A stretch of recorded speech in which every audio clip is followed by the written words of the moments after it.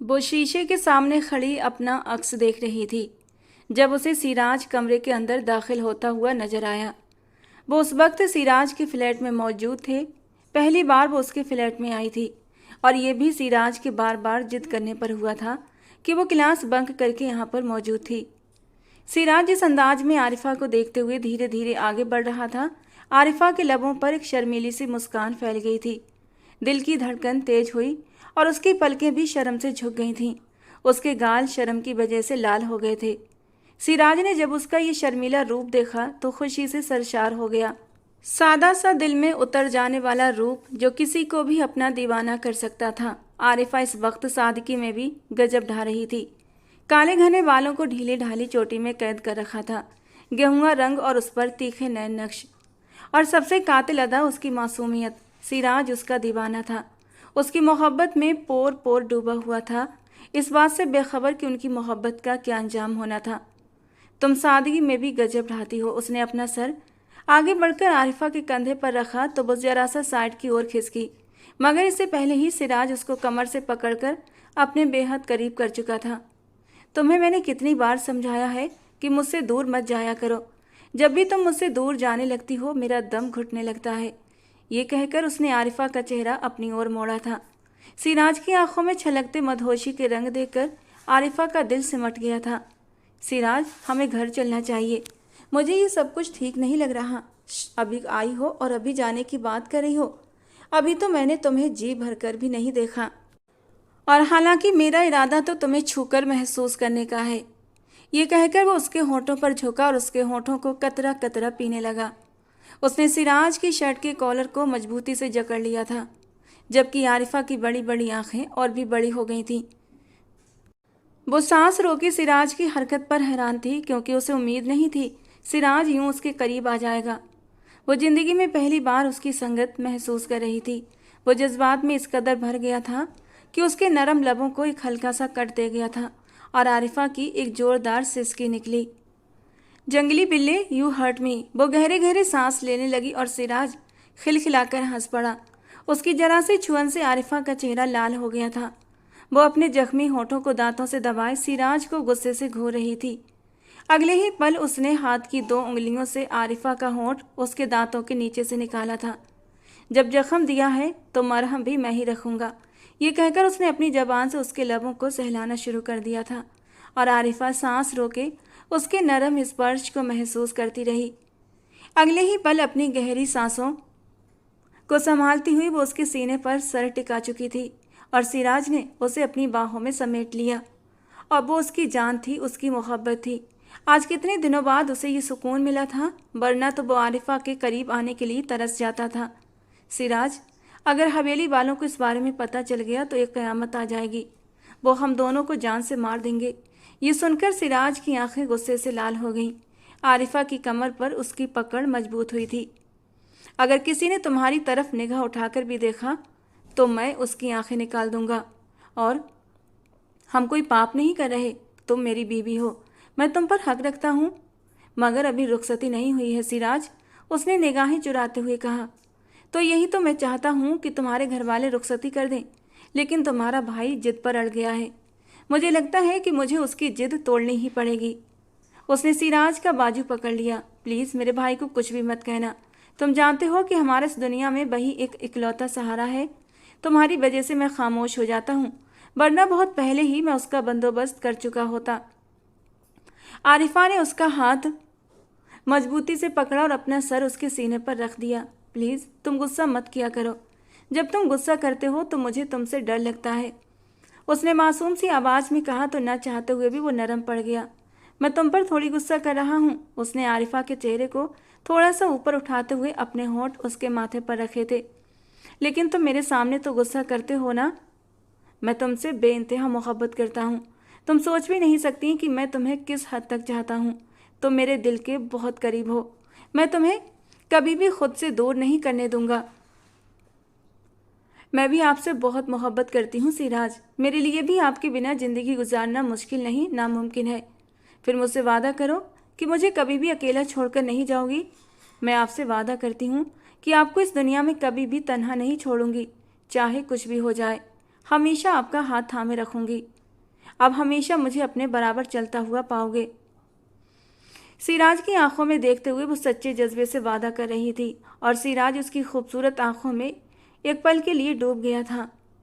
और फिर अगले ही पल सिराज ने बेसाख्ता उसकी आंखों को चूमा और उसकी कमर पर अपनी गिरफ्त एक बार फिर मजबूत कर ली। वो तेजी से पीछे की ओर हटी मगर सिराज ने उसका बाजू पकड़कर उसे अपनी ओर खींच लिया। चालाक लड़की, तुम जानबूझकर मुझे बातों में उलझा रही थी ताकि मैं रोमांस को भूल जाऊं। वो उसे नकली गुस्से से घूरते हुए बोला तो वो गर्दन पीछे करके हंस दी और उसी दौरान सिराज ने उसकी गर्दन पर अपने होंठ रखे थे और आरिफा ने अपनी आंखें बंद की थीं। वो भी सिराज की संगत में धीरे धीरे बहकने लगी थी, लेकिन क्या करती, डरती थी। सिर्फ निकाह हुआ था, रुखसती नहीं हुई थी। इससे पहले वो अपने रिश्ते को शुरू नहीं करना चाहती थी, लेकिन आज सिराज के जज्बात कुछ ज़्यादा ही मचल रहे थे। उसकी गर्म सांसें आरिफा को झुलसाने पर मजबूर कर रही थीं। वो उसकी गर्दन से होता हुआ उसके कानों के पास अपने होंठ लाया था और फुसफुसाने वाले अंदाज में बोला, जब भी मैं तुम्हारी कुर्बत में आता हूँ मैं बेकाबू हो जाता हूँ। और आज जब तुम मेरे इतना करीब हो, मेरी बाहों में हो, और अब जब तुम्हारे साथ एक जायज़ रिश्ता भी है तो कैसे तुमसे दूर जा सकता हूँ। प्लीज़ आज मुझे मत रोको। तुम सोच भी नहीं सकती कि कितने अरसे से खुद पर सब्र करके बैठा हूँ। वो उसके बाजुओं में समेटता हुआ बेड की तरफ बढ़ने लगा था। इस दौरान उसने सिराज की शर्ट को मजबूती से जकड़ रखा था। सिराज ने उसे बहुत ही धीरे से बेड पर लिटाया और अपनी शर्ट उतारने लगा। थोड़ी ही देर में वो उसके सामने शर्टलेस मौजूद था। सिराज, मुझे बहुत डर लग रहा है। मुझे डर लग रहा है कि हम बहुत बड़ी गलती कर रहे हैं। तुम्हें मुझ पर यकीन है या नहीं? वो उसकी आंखों में देखते हुए मजबूत लहजे में बोला। मैं आप पर खुद से भी ज़्यादा यकीन रखती हूँ सिराज। तो बस ठीक है, फिर अब किसी भी किस्म का सवाल मत करो, बस इन खूबसूरत लम्हों को एंजॉय करो। ये कहकर वो एक बार फिर से उस पर मुकम्मल तौर पर हावी हो गया था। लाइट बंद करता हुआ वो उसके बेहद करीब हुआ था। उसकी सख्त पकड़ अपने नरम पेट पर महसूस करके आरिफा की सांसें गहरी हुई थीं। एक ही झटके में वो उसे हर पर्दे से आज़ाद कर गया था। You are very soft like मक्खन, वो मदहोशी में उसके कान में फुसफुसाया था और आरिफा ने शर्माकर अपना सर उसके सीने में छुपा लिया। शर्माने से काम नहीं चलेगा मेरी जान, मुझे तुम्हारा पूरा पूरा साथ चाहिए। मैं अपने इन कीमती पलों को यादगार बनाना चाहता हूँ। उसने उसका चेहरा थोड़ी से ऊपर उठाते हुए उसके लबों के साथ हल्के से अपने लब मिस किए थे और आरिफा तो खुद उसकी छुअन पर मदहोश होती जा रही थी। उसका अंग अंग मदहोशी से चूर हो रहा था और फिर बिना सोचे समझे उसने अपने नरम होठों से सिराज के होठों को दबाया था। गर्म सांसों का संगम आपस में मिलने लगा था। दोनों एक दूसरे में बुरी तरह मदहोश हो चुके थे। आरिफा का सर तकिए पर रखते हुए वो उसके ऊपर आया था। एक आखिरी पर्दा उसकी नरम धड़कनों पर था। सिराज ने वो भी हटा दिया था और बुरी तरह मचलते हुए उसकी मुलायम धड़कनों पर अपने होंठ रखे थे और आरिफा ने कसकर सिराज के बालों में मुट्ठियां फंसाई थीं। जैसे जैसे वक्त गुजरता जा रहा था वो दोनों एक दूसरे की कुर्बत में खोते जा रहे थे। सिराज की मजबूत कदकाठी और उसके जुनून के आगे नाजुक सी आरिफा दब कर रह गई थी, लेकिन दर्द में भी उसे सुकून महसूस हो रहा था। तो वो कैसे सिराज को खुद से दूर कर देती।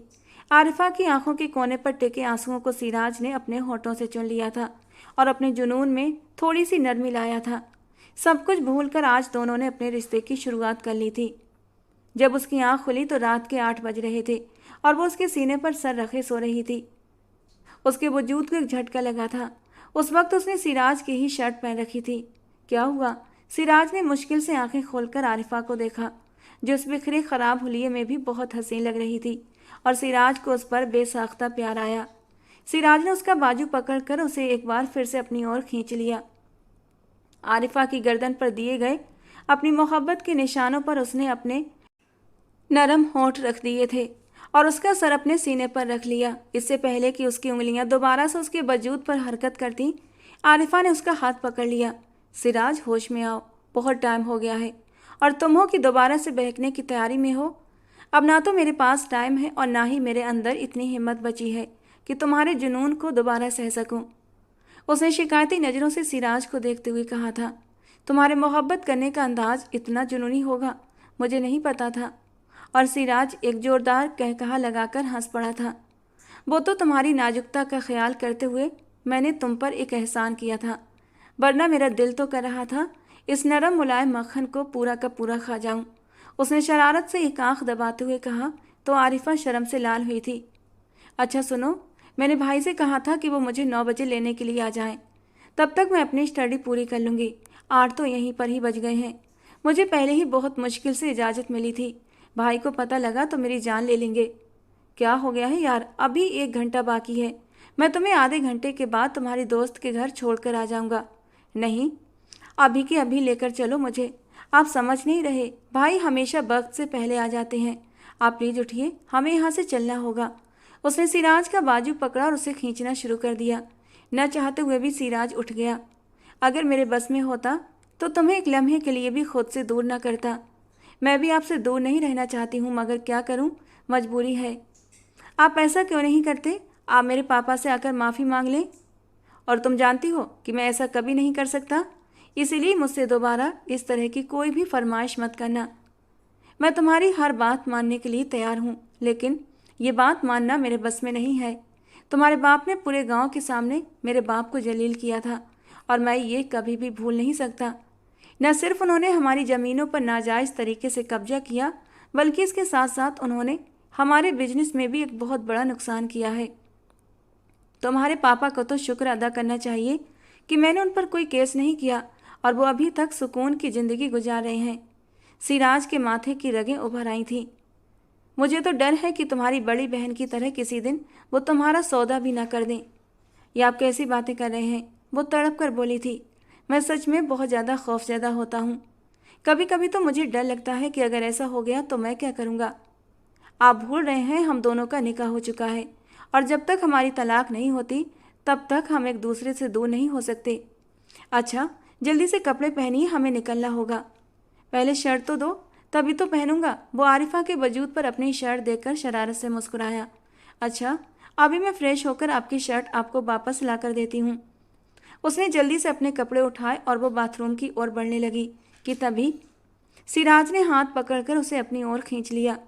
अभी देकर जाओ, हमारे बीच के सारे शर्म के पर्दे हट चुके हैं। ये कहकर उसने शर्ट के बटन खोलने शुरू कर दिए थे और आरिफा के ना करते हुए भी अपनी शर्ट उतार कर पहनना शुरू कर दी और आरिफा शर्म से लाल हुई थी। बहुत गंदे हैं आप, और बेशर्म भी। दोनों हाथों से खुद को कवर करते हुए वो बाथरूम में घुस गई थी, जबकि सिराज का कहा देर तक गूंजता रहा था। लगभग 15 मिनट के बाद वो उसकी दोस्त के घर पर ड्रॉप कर चुका था। अभी वो अपनी दोस्त के घर के अंदर दाखिल ही हुई थी कि पीछे से उसे चौकीदार की आवाज़ सुनाई दी। बीबी साहिबा, आपके भाई साहब आपको लेने के लिए आ गए हैं। और उसका दिल तेजी से धड़क उठा था। खुदा का शुक्र है कि मैं वक्त से पहले पहुंच गई, वरना भाई तो मुझे जान से मार देते। उसने खुदा का लाख लाख शुक्र अदा किया और भाई के साथ गाड़ी में आकर बैठ गई। क्या हुआ है? तू मुझे कुछ परेशान नजर आ रही है। उन्होंने अपनी बहन के चेहरे की ओर देखा तो उन्हें वहाँ कुछ अजीब सा महसूस हुआ था। नहीं भाई, मैं तो बिल्कुल ठीक हूँ। उसने ये कहकर अपना दुपट्टा सही किया और अपनी गर्दन के निशानों को छुपाने लगी। तू इतनी नेक कब से हो गई? सिकंदर ने उसका दुपट्टा देखकर बेसाख्ता उसका मजाक बनाया, क्योंकि वो बहुत कम अपने सर पर दुपट्टा लेती थी। अक्सर ही दुपट्टा उसके गले में होता था। क्या मतलब है आपकी बात का? क्या मैं सर पर दुपट्टा नहीं ले सकती हूँ? नहीं नहीं, बेशक ले सकती हो। मुझे तो खुशी हो रही है कि अल्लाह ताला ने तुम्हें भी हिदायत दे दी, वरना मैं तो कह कहकर थक गया था। मगर मजाल है जो तुम्हारे छोटे से दिमाग में कभी मेरी कोई बात समाई हो। आप हर वक्त मुझे डांटते ही रहते हैं। मुझे तो लगता है कि आपके पास इसके अलावा कोई दूसरा काम नहीं है। उसने मुंह फुलाते हुए कहा। अच्छा, नाराज मत हो, वरना मैं आइसक्रीम नहीं खिलाऊंगा। उसके भाई ने धमकी दी तो वो फौरन से चीख पड़ी। नहीं प्लीज, मुझे आइसक्रीम खानी है, मैं नाराज नहीं हूँ। आज हैरानी की बात थी कि उसके भाई का मूड बहुत अच्छा, बहुत ज़्यादा खुशगवार था। वो उसे आइसक्रीम खिलाने के लिए ले गया। वो दोनों अभी वहाँ पर बैठे ही थे कि एक अजनबी शख्स चला आया। अस्सलामुअलैकुम सिकंदर, कैसे हो तुम? सिकंदर को देखकर उसने सलाम किया था और सिकंदर उससे हाथ मिलाने के लिए खड़ा हो गया। इससे मिलो, ये मेरी छोटी बहन आरिफा। उसने आरिफा की तरफ इशारा करते हुए कहा। तो सुल्तान ने उसे सिर से लेकर पांव तक बड़ी ही गहरी नज़रों से देखा था। उसके लबों पर एक बहुत ही प्यारी सी मुस्कान फैली हुई थी। इनसे तो बहुत जल्द ही एक करीबी मुलाकात होगी हमारी, उसने धीमे लहजे में कहा। उसकी बात वो सुन चुकी थी, लेकिन शायद सिकंदर ने नहीं सुनी थी, इसीलिए किसी भी तरह का कोई रिएक्शन नहीं दिखाया था। चलो बैठो, आओ आइसक्रीम एंजॉय करो, मैं तुम्हारे लिए भी आइसक्रीम ऑर्डर कर देता हूँ। सिकंदर ने कहा तो सुल्तान ने तेजी से इनकार करते हुए कहा, ये बच्चों वाली चीज़ें मैं नहीं खाता। उसके लहजे में सदा की बेजारी थी। असल में मेरी एक बहुत ही इंपॉर्टेंट मीटिंग है, मैं उसी सिलसिले में जा रहा हूँ। रात के इस पहर भाई साहब, आपकी कौन सी मीटिंग है? यार, करोड़ों की डील है, मैं नहीं चाहता कि वो मेरे हाथ से निकल जाए। ऑनलाइन मीटिंग है, उसमें मैंने हर हाल में ये डील फाइनल करनी है, उसने दो टूक अंदाज में कहा और वहाँ से चला गया। उसके जाने के बाद आरिफा ने हैरानी से अपने भाई को देखा, क्योंकि वो उसकी मौजूदगी में कभी भी किसी से नहीं मिलता था। शायद ही उसकी ज़िंदगी में आने वाला पहला शख्स था जिससे मुलाकात उसने आरिफा के सामने ही की थी। सिर्फ यही नहीं, बल्कि उसने आरिफा का इंट्रोडक्शन भी उस आदमी से करवाया था। भाई, ये कौन था? ये मेरा बहुत अच्छा बिजनेस पार्टनर है और पापा के दोस्त का बेटा है। समझो कि ये मेरा भी दोस्त है और पापा का भी, उसने मुस्कुराते हुए कहा। अच्छा, मैंने तो उसे कभी भी अपने घर में नहीं देखा, उसने सुल्तान की पीठ को घूरते हुए कहा, जो उस वक्त अपनी गाड़ी में बैठ चुका था। हाँ, ये बहुत कम आता जाता है, ये अक्सर तुम्हारी गैर मौजूदगी में ही आता है, सिकंदर ने लापरवाही से कहा।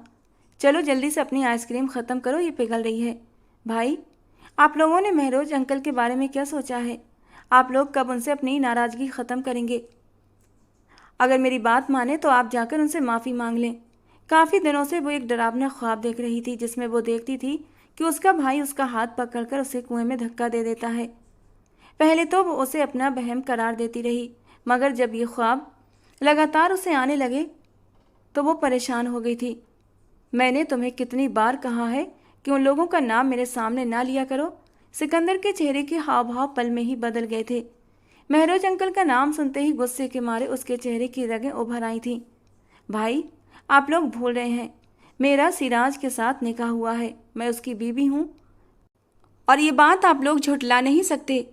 आज जब आरिफा अपने रिश्ते की शुरुआत कर चुकी थी तो वो उस रिश्ते का एहसास अपने भाई को भी दिलाना चाहती थी, जो दुश्मनी की भेंट चढ़कर उसके पाक रिश्ते का मजाक बना चुके थे। मैं इस निकाह को नहीं मानता आरिफा, बेहतर यह है कि तुम भी इस निकाह को भूल जाओ। भाई, निकाह एक मजबूत रिश्ता है और निकाह का ही रिश्ता आपके कहने या न कहने से नहीं टूटेगा। ये पूरी ज़िंदगी का साथ है और मैं इसे पूरे दिल से निभाना चाहती हूँ। देखो आरिफा, मैंने तुम्हें पहले भी समझाया था कि हम उन लोगों के साथ कोई भी रिश्ता नहीं रखना चाहते। अतीत में जो कुछ भी हुआ वो हमारे बाप से गलती से हुआ था और हमारे पापा तो आज तक अपनी गलती पर शर्मिंदा भी हैं। भाई, मैं सिराज से मोहब्बत करती हूँ। आरिफा की आंखों में आंसू चमकने लगे। बस, बहुत हो गया, मैं आज के बाद तुम्हारे मुंह से सिराज का नाम न सुनूं। चलो, काफ़ी टाइम गुजर गया है, अब हमें घर चलना चाहिए। उसकी सारी आइसक्रीम पिघल चुकी थी, मगर अब उसे अपनी आइसक्रीम का भी कोई होश नहीं था। तुम्हारी शादी सिर्फ और सिर्फ मेरी पसंद के लड़के से होगी, इसके अलावा तुम्हें किसी और के साथ रुखसत नहीं करूँगा। मेरे साथ ज़बरदस्ती नहीं कर सकते आप, वो चीखते हुए बोली। मैं तुम्हारा बड़ा भाई हूँ, जो जी में आए कर सकता हूँ। मैं सिराज से मोहब्बत करती हूँ और सिर्फ उसी से ही शादी करूँगी, उसने चीखते हुए कहा तो सिकंदर का हाथ उठा था और उसके चेहरे पर निशान छोड़ गया, तो वह बेयकीनी से अपने भाई को देखने लगी। इस वक्त तो आइसक्रीम पार्लर में ज़्यादा लोग नहीं थे, लेकिन जो एक दो लोग थे उन्होंने हैरत से उन दोनों को देखा था। सड़क पर यूँ तमाशा मत बनाओ, घर चलो, घर जाकर इस बारे में बात करते हैं। वो उसका हाथ मजबूती से पकड़कर उसे घसीटता हुआ गाड़ी में बिठा चुका था और बड़ी ही तेज रफ्तार से गाड़ी दौड़ाता हुआ घर लाया था और फिर आरिफा का हाथ पकड़कर गुस्से से घर के अंदर दाखिल हुआ। उसकी आंखों से तेजी से आंसू बह रहे थे। उसके दिल का दर्द था कि कम होने का नाम नहीं ले रहा था। अपनी बेटी की यह हालत देखकर नौशीन बेगम बहुत ज़्यादा घबरा गईं और भागती हुई उसके पास आईं। ये क्या हुआ है मेरी बच्ची को? उन्होंने अपनी बेटी से सवाल किया। अब उसमें कोई भी जब उसने कोई जवाब न दिया तो वो सिकंदर की तरफ सवालिया नज़रों से देखने लगी। मुझे बताओ कि उसको हुआ क्या है, कहीं तुमने तो इसे कुछ नहीं कहा? ये सड़क पर तमाशा लगा रही थी, आखिर इसमें इतनी हिम्मत कैसे आ गई कि ये मेरे सामने सिराज की साइड ले रही थी? अम्मी, मैं उससे बहुत मोहब्बत करती हूँ और मैं उससे शादी करना चाहती हूँ, क्योंकि आज उसका और सिराज का मिलन हो गया था, इसीलिए। और वो दोनों मियाँ बीबी के रिश्ते में भी दाखिल हो गए थे और उन्होंने एक दूसरे के हक भी पूरे कर दिए थे। इसी वजह से ही उसे टेंशन हो रही थी कि कहीं ऐसा ना हो वो उम्मीद से हो जाए, और अगर ये हो जाता तो एक नई मुसीबत खड़ी हो जाती। इसीलिए वो चाहती थी कि जल्द से जल्द उसकी दुल्हन बन जाए, मगर यहाँ पर तो मामला ही उल्टा नजर आ रहा था। तुम मेरे साथ कमरे में चलो, मैं तुमसे बात करती हूँ। और सिकंदर बेटा, तुम भी रिलैक्स हो जाओ, हम इसे समझा लेंगे, बच्ची है, अभी इसे हालात की नाजुकता का एहसास नहीं है। आरिफा ने हैरानी से नौशीन बेगम के चेहरे की ओर देखा था। अम्मी, आपको भाई को समझाना चाहिए, और आप मुझे समझाने की बातें कर रही हैं। तुम तो चुप रहो और चलो मेरे साथ। वो उसका हाथ पकड़कर उसे अपने साथ खींचते हुए कमरे में ले गई। आखिर तुम चाहती क्या हो? अपने साथ साथ मेरी ज़िंदगी क्यों अजाब बनाना चाहती हो? अम्मी, आप किस तरह की बातें कर रही हैं? मैंने आपको पहले भी समझाया था कि वो इंसान आपके लायक नहीं है, और तुम्हारे छोटे से दिमाग में ये बात क्यों नहीं समाती? नौशीन बेगम ने बेबसी से अपनी जिद्दी बेटी को देखा था। उन्होंने पहले से ही अंदाजा लगा लिया था कि आरिफा सिराज के साथ अपने रिश्ते को लेकर सीरियस है, उससे मोहब्बत करती है और इस रिश्ते को आगे लेकर जाना चाहती है। अम्मी जान, सच तो ये है कि आप लोगों ने उस इंसान के साथ ज्यादती की है। आपने महरोज अंकल को सब लोगों के सामने जलील किया था, हालांकि उनकी कोई गलती भी नहीं थी। नौशीन बेगम का अब हाथ उठा था।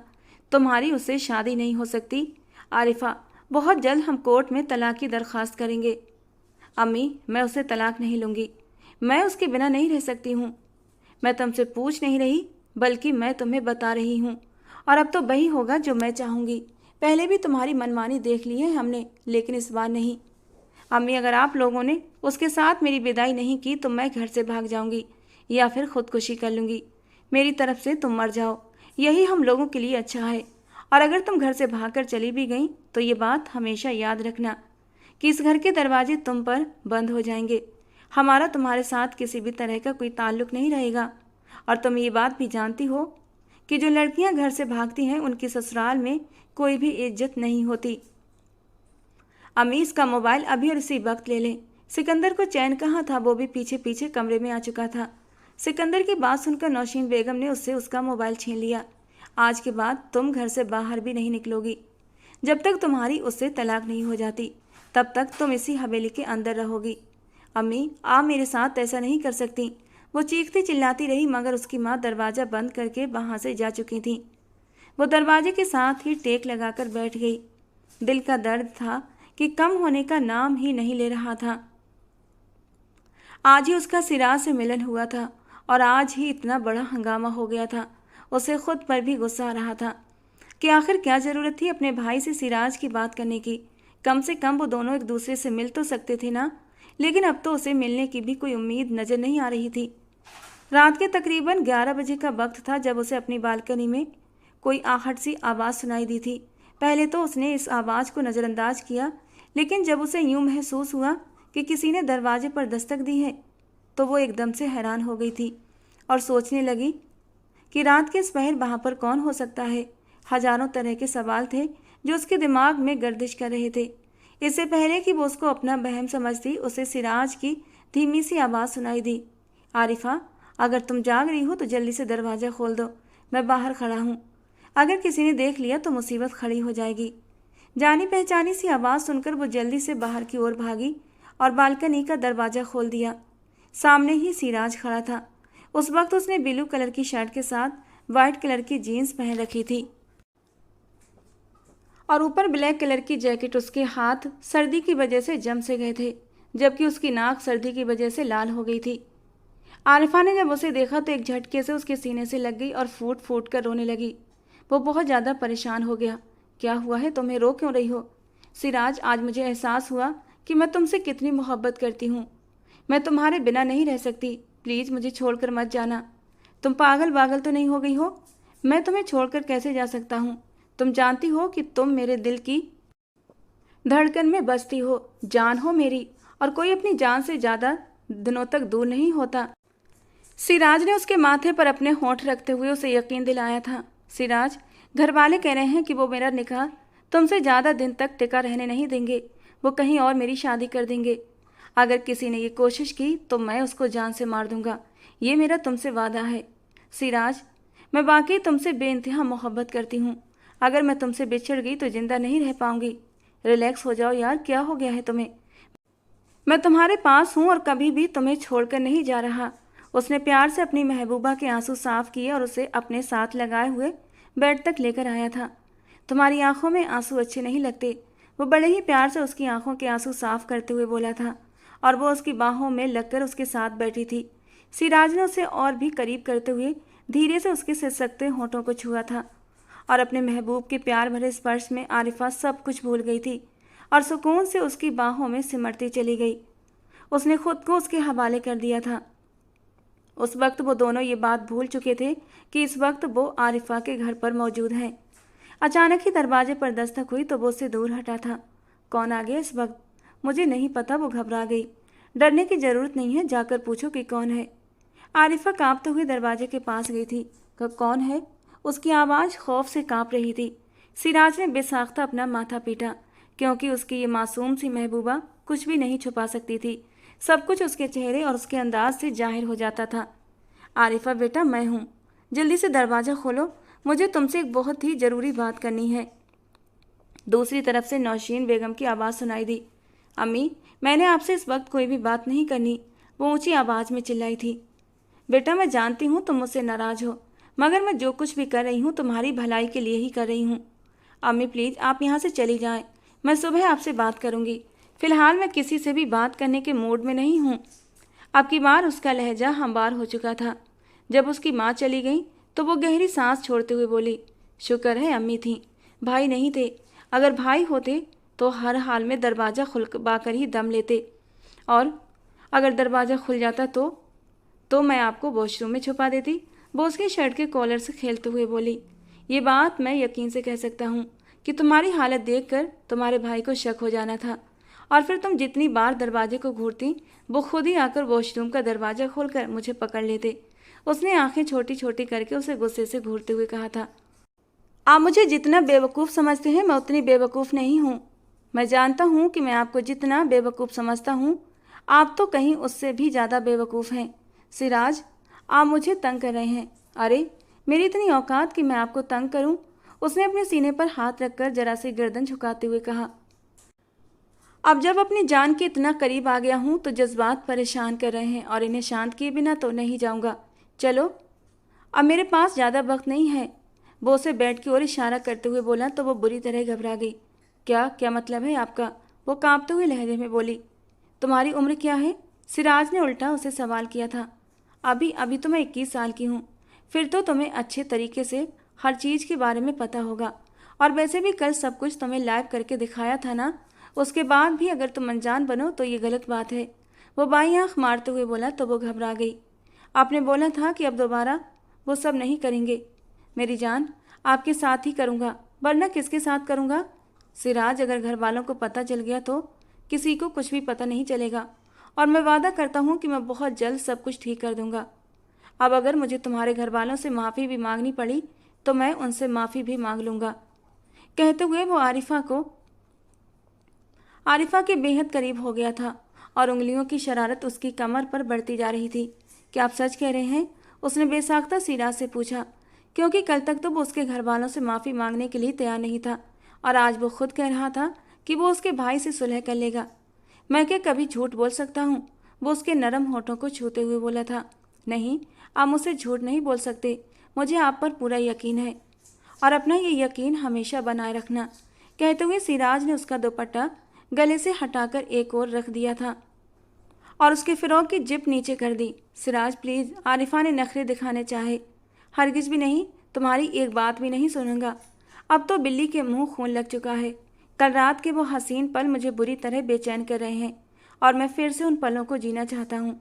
यह कहकर सिराज ने उसकी फ़्रॉक को नीचे सरका दिया था और उसकी खूबसूरती में एक बार फिर से मदहोश होने लगा। आरिफा ने भी अब इनकार करना छोड़ दिया था और उसने अपना आप एक बार फिर से सिराज के हवाले कर दिया। पूरी रात ही वो उसके वजूद में मगन रहा था।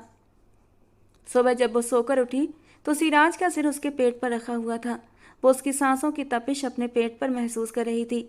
उसका दिल बुरी तरह से घबरा गया।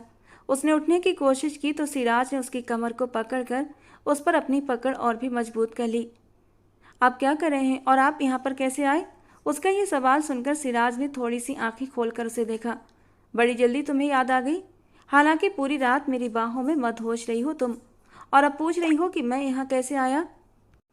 और अगले ही पल आरिफा के दिमाग में रात के गुजरे सारे पल घूम गए थे और उसका चेहरा शर्म से लाल हुआ था। भूल गई कि कल पाइप से चढ़कर ऊपर आया था। अब आप जाएंगे कैसे? इस बारे में मुझे नहीं पता, तुम ही मुझे अब यहाँ से निकालोगी। वो लापरवाही से उठकर बेड ग्राउंड से टेक लगाकर बैठ चुका था। मैं आपको कैसे निकाल सकती हूँ? अगर किसी ने देख लिया तो फसाद खड़ा हो जाएगा। डर के मारे आरिफा के चेहरे की रंगत सफ़ेद पड़ चुकी थी। मैं नहीं जानता, यहाँ पर आना मेरा काम था और मुझे यहाँ से भेजना अब तुम्हारा काम है। वो भी छोटे बच्चों की तरह जिद पर अड़ा हुआ था।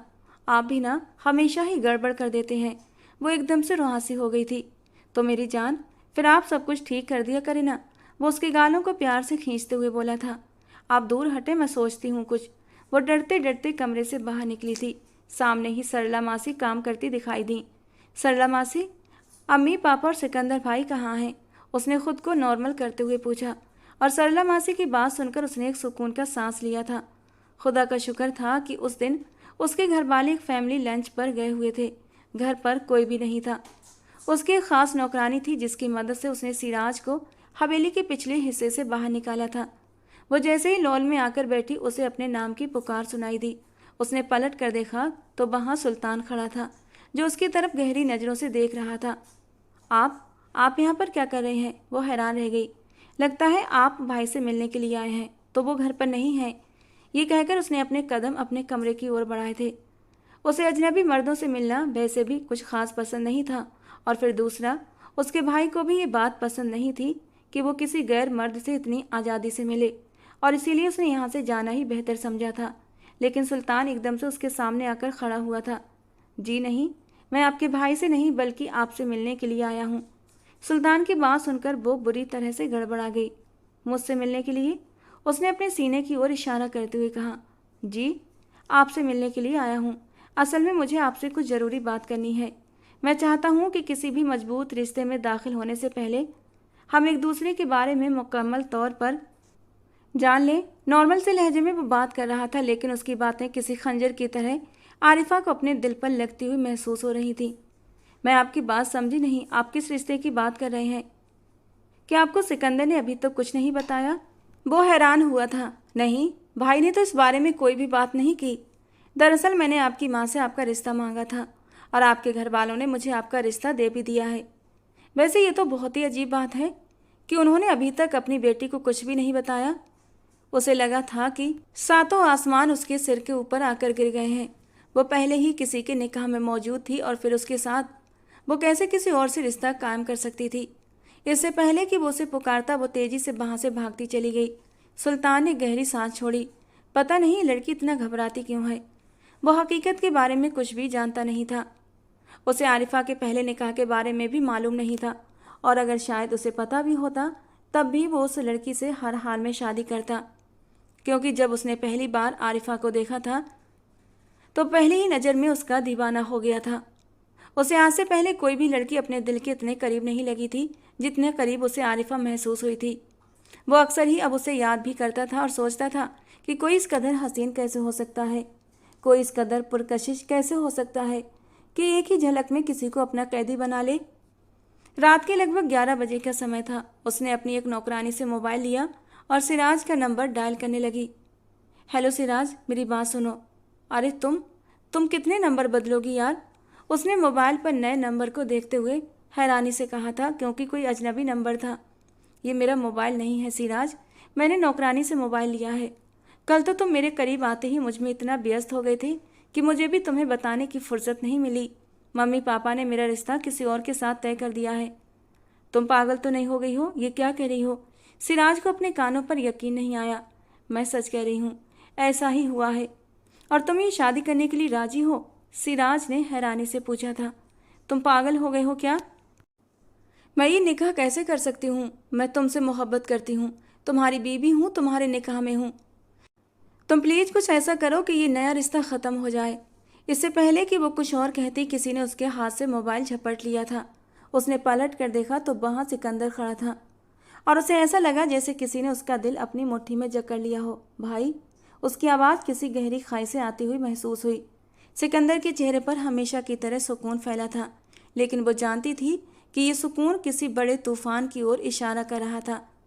भाई मुझे माफ़ कर दो। इससे पहले कि वो कुछ और कहती, सिकंदर ने हाथ उठाकर उसे चुप रहने का इशारा किया। तुम उससे कितनी मोहब्बत करती हो?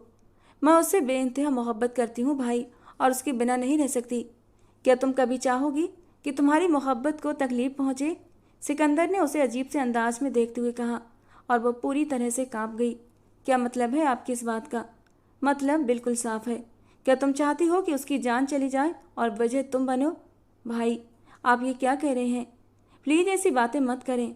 अरे मैं तो सिर्फ बातें कर रहा हूँ। अगर तुमने मेरी बात नहीं मानी तो मैं उसको जान से मार दूंगा, और तुम जानती हो कि मैं जो कहता हूँ वो करता हूँ। इस बार सिकंदर इतनी जोर से दहाड़ा था कि आरिफा ने अपने कानों पर हाथ रख लिए। अगर तुम्हें अपने सिराज की ज़िंदगी प्यारी है तो उसे अभी इसी वक्त तलाक मांगो, और उससे कहो कि तुम उसके साथ रहना नहीं चाहती। तुम अपने माँ बाप की मर्जी से निकाह करोगी। भाई प्लीज़ मेरे साथ ये जुल्म मत करें, ठीक है? अगर तुम मेरी बात नहीं मान रही तो मैं अभी अपने आदमियों को उसके पास भेजता हूँ कि वो उस इंसान का काम तमाम कर दें। नहीं, आप ऐसा कुछ भी नहीं करेंगे।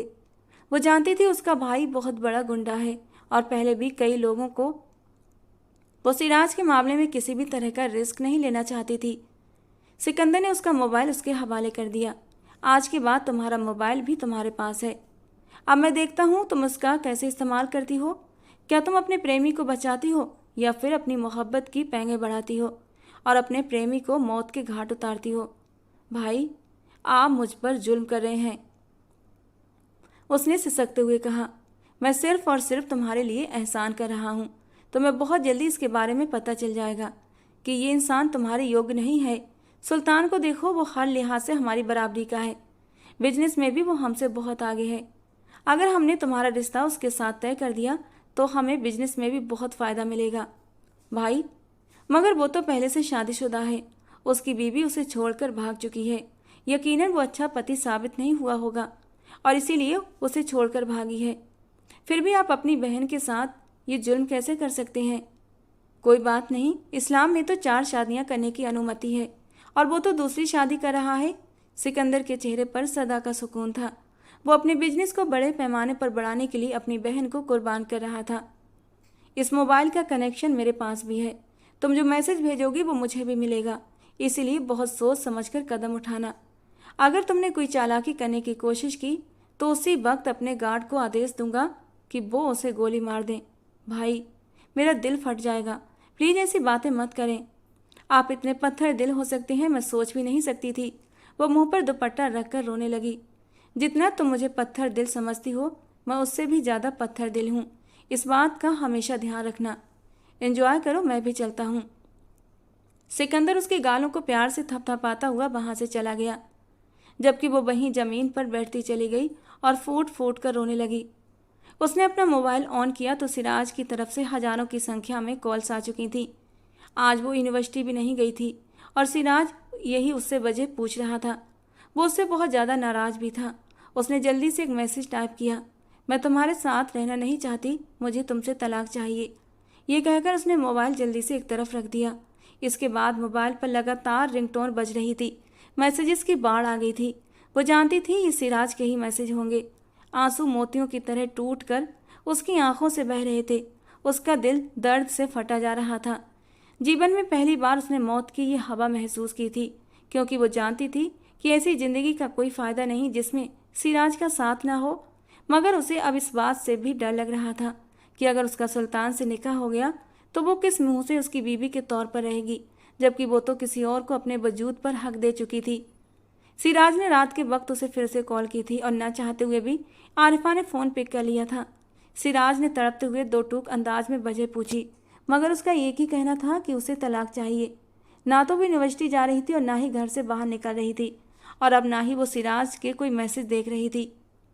दूसरी तरफ सुल्तान के उसके घर आने जाने के चक्कर भी बढ़ते जा रहे थे। एक दिन जब वो शॉपिंग के सिलसिले में घर से बाहर निकली तो एक काले रंग की गाड़ी उसके करीब आकर रुकी। उसे संभलने का मौका ही नहीं मिला था कि किसी ने उसे गाड़ी में डाल लिया। वो बेहोश हो चुकी थी। जब उसे होश आया तो वो सिराज के पास मौजूद थी। तुम? जैसे उसने ये शब्द कहे कि सिराज ने उसके होठों को अपनी कैद में लिया था। उसने किसी तरह की कोई कोशिश नहीं की, बल्कि अपने आप को उसके हवाले कर दिया। तुम जानती हो कि तुम्हारी वजह से मैं कितनी तकलीफ में रहा हूँ। मैं भी बहुत तकलीफ में थी सिराज, वो अपने आंसू पोंछते हुए बोली। फिर तुम ऐसा क्यों कर रही हो मेरे साथ? क्योंकि भाई ने मुझे धमकी दी है कि अगर मैं उन्हें तुमसे खुद को अलग नहीं किया तो वो तुम्हें जान से मार देंगे। और ये सुनकर वो खिलखिलाकर हंसने लगा था और आरिफा उसे हैरत से देखने लगी। और तुम सोचती हो कि तुम्हारा भाई ये कर सकता है? वो कुछ भी नहीं कर सकता। पहले उसे ये सोचना चाहिए कि वो खुद को कैसे बचाएगा, क्योंकि मेरे पास उसके खिलाफ बहुत से सबूत मौजूद हैं। अगर आज मैं वो सारे सबूत पुलिस के हवाले कर दूं तो उस पर एक बड़ा मुकदमा दायर हो जाएगा। वो गैर कानूनी कामों में लिप्त है। ये कहकर उसने मोबाइल निकाला और सिकंदर को कॉल लगा दी। उसने सिकंदर के करतूत बताए तो वो बुरी तरह घबरा गया और माफ़ी मांगने लगा। तुमने मेरी बीबी को जितना परेशान कर रखा है ना साले साहब, उसका हिसाब तो तुम्हें देना ही पड़ेगा। और तुम्हारी सज़ा ये है कि अब तुम हम दोनों की शादी कराओगे। अगर तुम चाहते हो कि ये सबूत पुलिस के पास ना जाए तो तुम हमारी शादी अरेंज करो। सिकंदर ये बात मानने के लिए राजी हो गया था। वो हैरान था कि आखिर इतने अहम ज़रूरी सबूत सिराज के पास कैसे पहुंच गए। खुदा का शुक्र है कि मैंने पहले ही तुम्हें अगवा करके सब कुछ जान लिया, वरना तुम जैसी बेवकूफ़ लड़की तो रो रो कर अपना ही हाल ख़राब कर लेती और साथ के साथ मुझे भी टेंशन में रखती। सिकंदर, जो कि आरिफा को डरा रहा था, अब खुद भीगी बिल्ली बन चुका था। उसने न सिर्फ दोनों फैमिलीज को आपस में मना लिया था, बल्कि अपनी बहन की रुखसती भी कर दी थी। उसे सिराज से नफरत तो हो रही थी, मगर वो उसके सामने बेजुबान था। दूसरी तरफ सिराज और आरिफा एक दूसरे को पाकर बहुत खुश थे। दोनों को ऐसा लग रहा था कि उन्हें दुनिया की सारी खुशियाँ मिल गई हों। दोस्तों, आज की हमारी कहानी आपको कैसी लगी कमेंट बॉक्स में ज़रूर बताना। पसंद आई हो तो प्लीज़ लाइक करना। रोज़ एक नई और रोमांटिक कहानी सुनने के लिए हमारे चैनल को सब्सक्राइब करना। मिलते हैं दोस्तों अगली किसी नई और रोमांटिक कहानी के साथ।